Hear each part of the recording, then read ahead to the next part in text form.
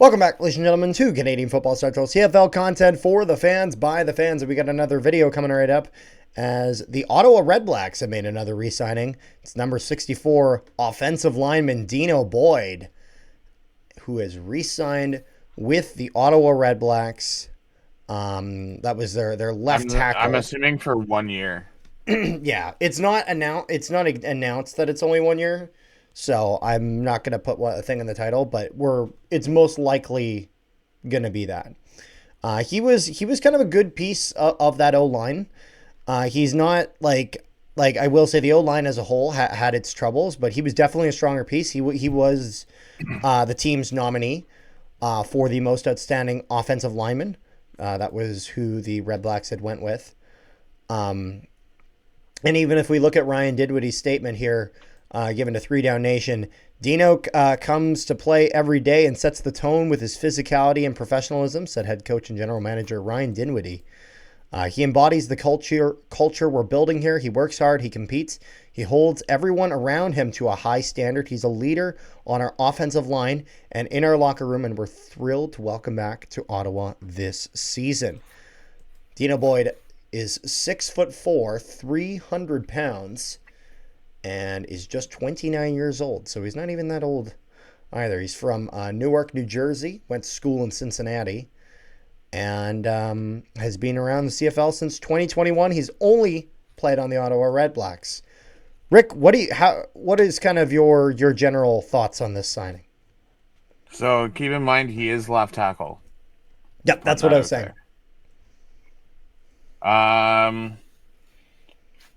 It's nice to have like a player that I wouldn't say really knows your offense, because I mean they've had so many head coaches over the years. Well, and with Dinwiddie, he's going to have his own system. The good news is that generally with offensive lines, there's not huge you're going to get a bigger difference in an offensive line coach than you are in an offensive coordinator for an O-line.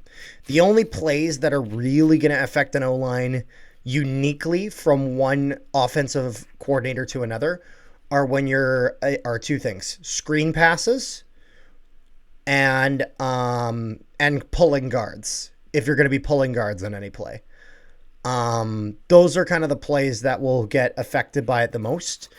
But kind of your standard just pass block, just kind of your big on big pass block, is not going to get affected by an offensive coordinator. You know what I mean?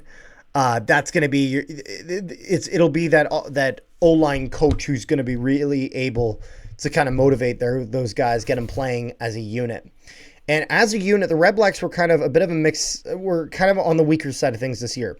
So the Toronto Argonauts had, in terms of number of sacks given up, had the worst in the league. They gave up 56 sacks. Edmonton Elks shortly behind them, 51.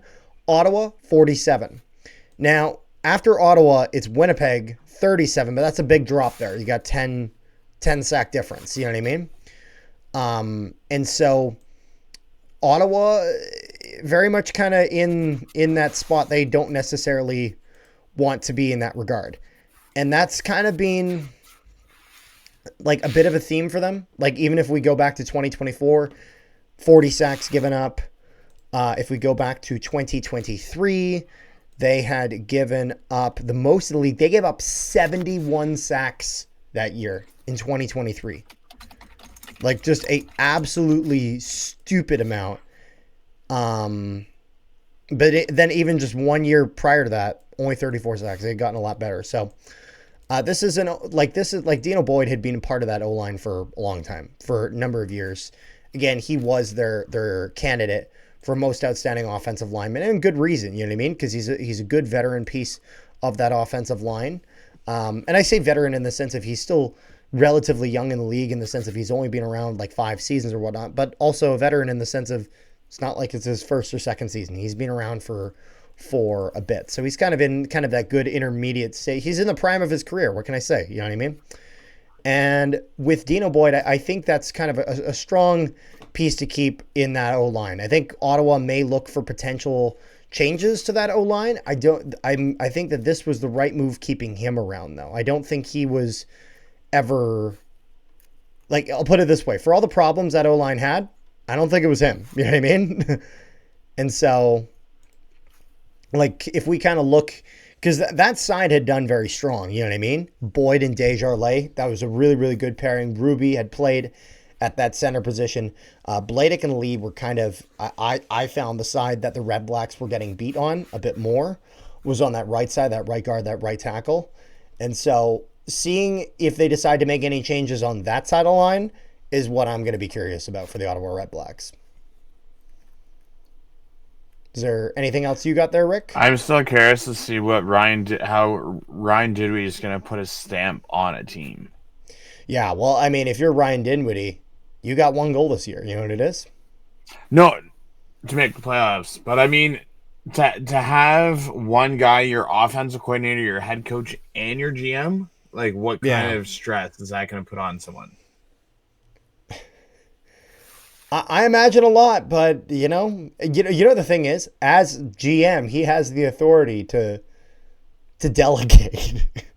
So if it ever becomes too much, we'll see if he ever decides to do that. He wouldn't have to ask anyone; he could do it himself. So that's the advantage of being the GM as well, you know. So, is there anything else you got there, Rick, or is that pretty much it? Well, maybe we'll have to do a video on Dinwiddie at some point and all the fun stuff that can happen from that, because it's definitely an interesting situation. So that's why the season previews for my fine sir. Fair enough.